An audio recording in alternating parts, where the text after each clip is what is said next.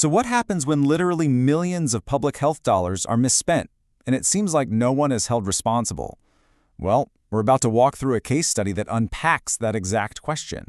We're going to look at a specific health agency, some very questionable spending, and what accountability really means when the numbers get this big.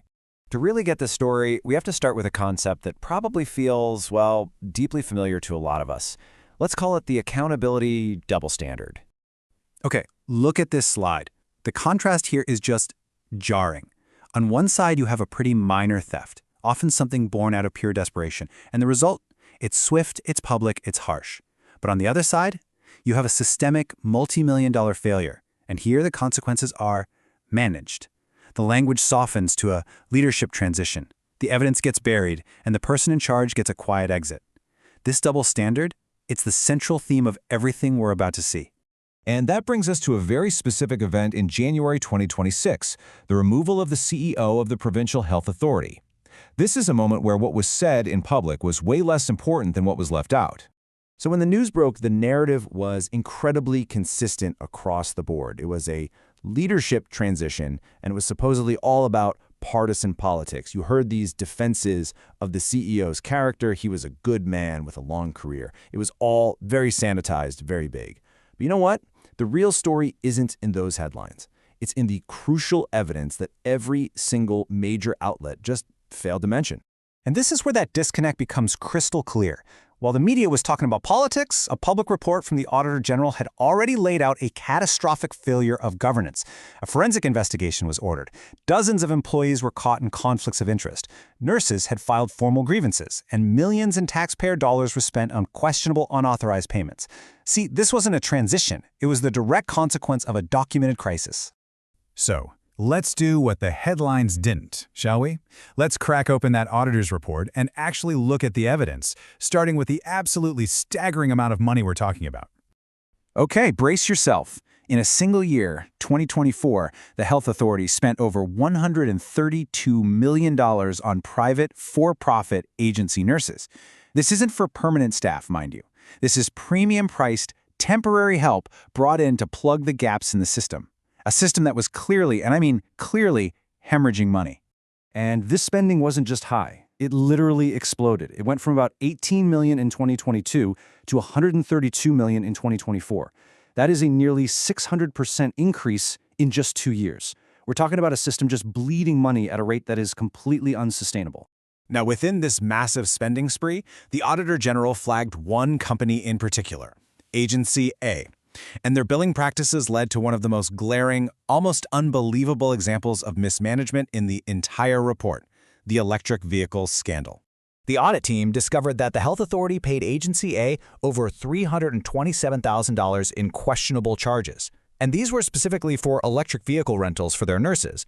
But what does questionable actually mean here? Well, as this chart shows, a full 60% of all the money spent on EV rentals was flagged as questionable. And why? Because the Health Authority was billed for cars for nurses who weren't even in the province. They were billed for cars where no nurse was identified at all. This wasn't a simple accounting error. It was a total failure of oversight. And the problems went so much farther than just vehicles. The audit uncovered a blatant conflict of interest scheme. Get this, 49 health system employees became landlords to the very agency nurses their employer was paying for, charging rent that was, on average, 90% higher than the market rate.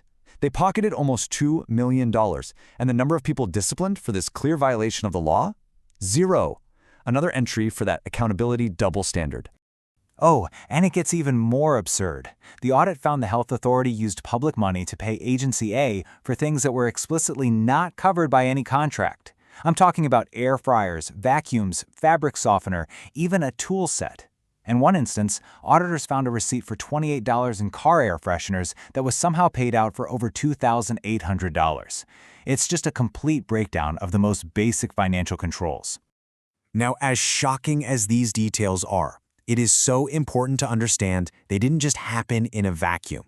This was the predictable result of a 30-year pattern of failed attempts at health reform. This timeline is just fascinating. The very same person who co-chaired the committee designing this big new vision for healthcare in 2018 later becomes the deputy minister signing these questionable contracts and then the CEO overseeing the whole system. The architect of the plan became the administrator of its failure, and with no independent oversight, the person who needed to be held accountable was the one in charge. And what was that grand plan anyway? The core promise was simple: spend less on expensive reactive hospital care and spend more on what are called social determinants. Things like stable housing and food security that actually prevent people from getting sick in the first place. But the reality, as the audit showed, was the complete and total opposite. Funding for prevention was zero. Meanwhile, spending on the most expensive reactive care, agency nurses, exploded. And this might be the most ironic twist of all.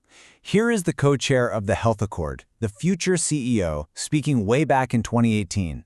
He says the responsibility for making sure the plan actually gets implemented falls on you, the people.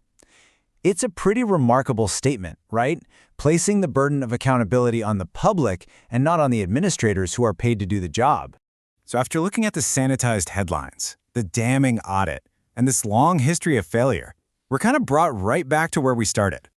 This quote from a blueprint written in response to these failures just says it all. For 30 years, experts have known what the problems are. We have the solutions. The issue has never been the what. It has always been the who and the how. Who has the authority to make the change, and how are they truly held accountable when they fail? And that brings us to this final question. The audit is public, the testimony from hearings is recorded, the spreadsheets exist, all the evidence is right there. So why, in a case of systemic failure like this, is the outcome a quiet leadership transition, while for far, far less, the consequences are swift, public, and severe? It's a question about fairness that sits right at the very heart of our public systems.